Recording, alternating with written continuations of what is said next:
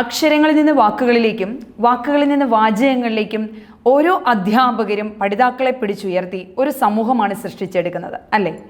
ഇപ്പോൾ നമ്മുടെ ഗവൺമെൻറ് ഓരോ അധ്യാപകർക്കും ഒരു നിശ്ചിത മാനദണ്ഡം കൽപ്പിച്ചിട്ടുണ്ട് ഇല്ലേ? കഴിഞ്ഞ എക്സാമുകളിൽ, അതായത് എഡ്യൂക്കേഷൻ ഡിപ്പാർട്ട്മെൻറ്റുമായി ബന്ധപ്പെട്ട ഒരു ചെറിയ വിജയത്തിളക്കത്തെ മുൻനിർത്തി എൻട്രി ആപ്പ് നിങ്ങൾക്ക് മുമ്പിൽ വീണ്ടും അധ്യാപക മാനദണ്ഡത്തിന് വേണ്ടി കേരളത്തിലെ ഓരോ അധ്യാപക വിദ്യാർത്ഥികളെയും ആ മാനദണ്ഡം പൊന്തൂവലാക്കി വിജയിച്ചെടുക്കുവാൻ വേണ്ടി എൻട്രി ആപ്പ് നിങ്ങൾക്ക് മുമ്പിൽ അവതരിപ്പിക്കുന്നു പുതിയൊരു വാതായനവുമായി കേരള ടീച്ചർ എലിജിബിലിറ്റി ടെസ്റ്റ്. ഓരോ അധ്യാപകരും നിങ്ങളോടൊപ്പമുണ്ട്.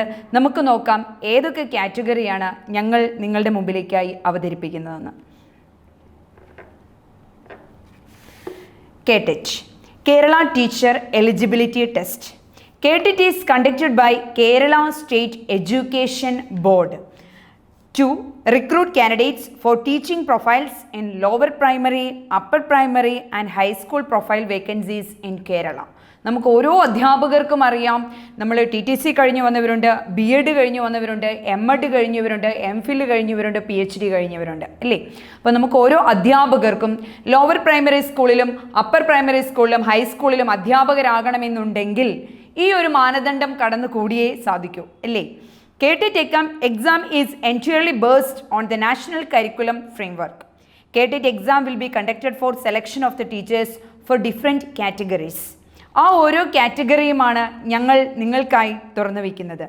Category 1 lower primary teachers, category 2 upper primary teachers, category 3 high school teachers and category 4 language teaching like Arabic, Hindi, Sanskrit, Urdu and art and craft, physical education teachers.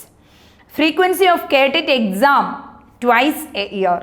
നമുക്ക് വർഷത്തിൽ 2 വട്ടമാണ് KTET എക്സാം വരുന്നത്. അത് നിങ്ങൾക്ക് പോപ്പുലർ അറിയാവുന്ന ഒരു കാര്യമാണ്. ദെൻ മോഡൽ എക്സാം എന്ന് പറയുന്നത്, മോഡ് ഓഫ് എക്സാം എന്ന് പറയുന്നത് അത് ഓഫ്ലൈൻ ആയിരിക്കും. KTET എക്സാമുകളിൽ ഓഫ്ലൈനായിട്ടായിരിക്കാം അതിൻ്റെ mode of examination. But net എക്സാമുകളൊക്കെ നമുക്കിപ്പോൾ അറിയാം ഓൺലൈനായിട്ടാണ് നടത്തുന്നത്. ബട്ട് KTET എക്സാമുകൾ ഇന്ന് വരെ ഓഫ്ലൈൻ ആയിട്ടാണ് പേനയും പെൻസിലും പേപ്പറും ഒക്കെ ഉപയോഗിച്ചുകൊണ്ടുള്ള ഒരു മോഡ് ഓഫ് എക്സാമിനേഷനാണ് നടത്തി വരുന്നത്. ആപ്ലിക്കേഷൻ മോഡ് എന്ന് പറയുന്നത് ഓൺലൈൻ ആയിരിക്കും.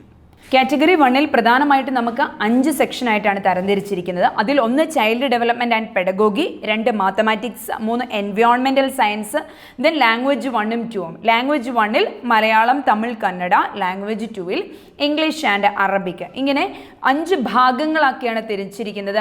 ആ 5 ഭാഗങ്ങൾക്കും ഏകദേശം 30 മാർക്ക് വീതമാണ് ഡിവൈഡ് ചെയ്ത് തന്നിരിക്കുന്നത്. ഓക്കെ, അപ്പോൾ ഇതിൽ ഓരോ സബ്ജക്റ്റുകളും സബ്ജക്റ്റ് സ്പെസിഫിക് ടീച്ചേഴ്സ് ആയിരിക്കും നിങ്ങൾക്ക് എടുത്തു തരുന്നത്. അതുമായി ബന്ധപ്പെട്ട പ്രീവിയസ് ക്വസ്റ്റ്യൻസും അതുമായി ബന്ധപ്പെട്ട മോഡൽ ക്വസ്റ്റ്യൻസും ആഴ്ചയിൽ ക്വിസ് കോമ്പറ്റീഷനും മറ്റ് പ്രോഗ്രാംസ് എല്ലാം നമ്മൾ ഇതോടൊപ്പം തന്നെ അറേഞ്ച് ചെയ്യുന്നുണ്ട്. എങ്ങനെയാണോ നമ്മൾ കേരള PSCക്ക് ക്ലാസ്സുകൾ അറേഞ്ച് ചെയ്ത് കൊടുക്കുന്നത് ആ മോഡലിൽ തന്നെയായിരിക്കും നമ്മൾ കേരള ടീച്ചർ എലിജിബിലിറ്റി ടെസ്റ്റിനുള്ള പ്രിപ്പറേഷനും കാറ്റഗറി 1 നടത്തി വരുന്നത്. ഓക്കെ, ഇനി ഇതിൻ്റെ മാനദണ്ഡങ്ങളിലേക്ക് നമുക്ക് കടക്കാം. എന്തൊക്കെയാണ്? പ്രധാനമായിട്ടും 4 മാനദണ്ഡങ്ങളാണ് ഈ ഒരു ടെസ്റ്റ് എഴുതാൻ, അതായത് കാറ്റഗറി 1 എഴുതാൻ പ്രധാനമായിട്ടും 4 മാനദണ്ഡങ്ങളാണ് അവതരിപ്പിക്കുന്നത്.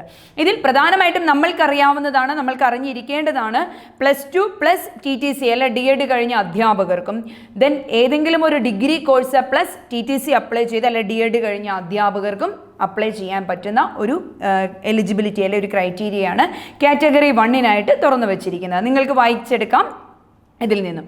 ഇനി അടുത്തത് നമ്മൾ പോകുമ്പോൾ കാറ്റഗറി 2 കടക്കുന്നത്. കാറ്റഗറി 2 പ്രധാനമായിട്ടും ചൈൽഡ് ഡെവലപ്മെൻറ്റ് ആൻഡ് പെഡഗോഗി 30 മാർക്കിന്, ദെൻ മാത്തമാറ്റിക്സ് ആൻഡ് സയൻസ്. ഇവിടെ 2 വ്യത്യാസമുണ്ട്. സയൻസ് എടുക്കുന്ന അധ്യാപകർക്ക് സയൻസ് പ്ലസ് മാത്തമാറ്റിക്സ് 60 മാർക്കിനാണ് എഴുതാനുള്ളത്. ദെൻ സയൻസ് അല്ല എടുക്കുന്ന അധ്യാപകർക്ക് സോഷ്യൽ സയൻസ് 60 മാർക്കിന്. അപ്പോൾ അവരുടെ സബ്ജക്റ്റ് ഓറിയൻറ്റഡ് ആയിട്ടുള്ള ടോപ്പിക്ക് 60 മാർക്കിന് വരും എന്നുള്ള ഒരു വസ്തുതയും കൂടി ഇതിനകത്തുണ്ട്. Then language 1 Tamil and English കടന്നു വരും. Then language 2 English, Arabic, Malayalam, Urdu and Sanskrit. ഇത്രയും ഇതാണ് 30 മാർക്കിന് വരുന്നത്. അപ്പോൾ ഇത്രയുമാണ് ചൈൽഡ് KTET കാറ്റഗറി 2 നമുക്ക് പഠിക്കുവാനുള്ളത്. ഇതിൻ്റെ എലിജിബിലിറ്റി എന്ന് പറയുന്നത് ഡിഗ്രി പ്ലസ് BEd, 2 വർഷത്തെ BEd ആക്കിയപ്പോൾ ഡിഗ്രി പ്ലസ് BEd ആണ്, അഥവാ PG പ്ലസ് BEd ആവാം. അതുള്ളവർക്കാണ് കൂടുതലായിട്ടും ഇത് അപ്ലൈ ചെയ്യുന്നത്. Then BA, BSc, BCom 45 percentage mark നമുക്ക് അത്യാവശ്യമാണ്. നമ്മൾ BEd കോഴ്സ് ചേരാൻ പോകുമ്പോൾ നമുക്ക് ഓൾറെഡി അറിയാവുന്ന ഒരു കാര്യമാണ്.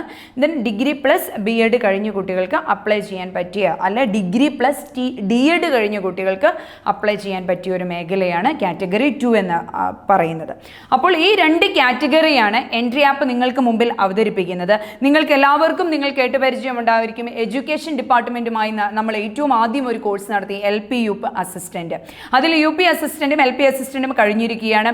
നമ്മളൊരു UP അസിസ്റ്റൻറ്റ് കഴിഞ്ഞതിൽ നല്ലൊരു പൊൻതിളക്കം നമ്മുടെ കുട്ടികൾ നമുക്കായിട്ട് നൽകിയിട്ടുണ്ട്. കാരണം അതിലെ ഓരോ അധ്യാപകരുടെയും കുട്ടികളുടെയും പഠിതാക്കളുടെയും കഠിനാധ്വാനം അതിന് പുറകിലുണ്ട് എന്നുള്ളതാണ് വാസ്തവം. സോ എൻട്രി ആപ്പ് അതിൻ്റെ ഒപ്പം തന്നെ, കുട്ടികളുടെ ഒപ്പം തന്നെ നിലയുറപ്പിച്ചു എന്നുള്ള ഒരു ഉറപ്പ് കുട്ടികൾക്കും ഓരോ പഠിതാക്കൾക്കും ഓരോ അധ്യാപകർക്കും നിലവിലുണ്ട്. അപ്പോൾ ഈ ഒരു പൊൻതിളക്കവുമായാണ് നിങ്ങളുടെ മുമ്പിൽ നമ്മൾ കേരള ടീച്ചർ എലിജിബിലിറ്റി ടെസ്റ്റ് അവതരിപ്പിക്കുന്നത്. അപ്പോൾ ഈ ടെസ്റ്റിൽ ഓരോ ടെസ്റ്റ് കഴിയുമ്പോഴും അല്ലെങ്കിൽ ഓരോ ചോദ്യങ്ങൾ വരുമ്പോഴും എല്ലാ അധ്യാപകരും നിങ്ങളുടെ ഒപ്പം ഉണ്ടാകും. നിങ്ങളുടെ വിജയത്തിൽ ഞങ്ങളും ഒരു പങ്കാളിയായിരിക്കും.